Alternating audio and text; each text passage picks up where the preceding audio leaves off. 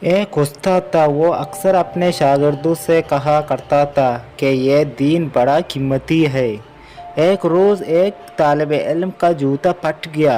वो मोची के पास गया और कहा, मेरा जूता मरम्मत कर दो, इसके बदले में तुम्हें दीन का एक मसला बताऊंगा।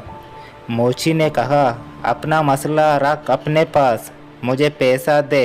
तालिब इल्म ने कहा, मेरे पास पैसे तो नहीं हैं। मोची किसी सूरत ना माना और बगैर पैसे के जूता मरम्मत ना किया।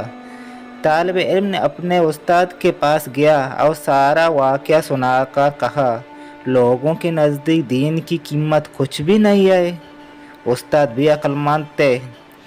तालिब इल्म से कहा, अच्छा तुम ऐसा करो, मैं तुम्हें एक मोती देता हूँ, तुम सब्ज़ी मंडी जाकर इसकी कीमत मालूम करो। वो तालिब इल्म मोती लेकर सब्ज़ी मंडी पहुँचा और एक सब्ज़ी फरोश से कहा, इस मोती की कीमत लगाओ।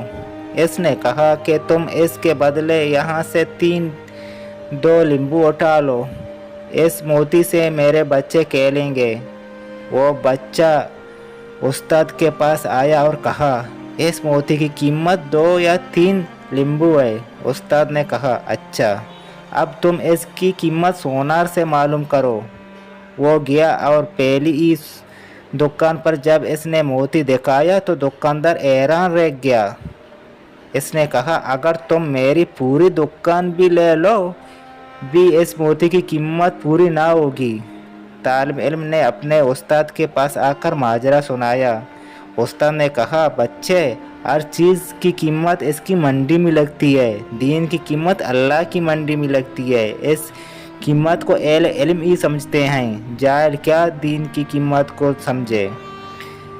अल्लाह पाक हमें दीन की खिदमत और दीन को समझने की तौफीक दे।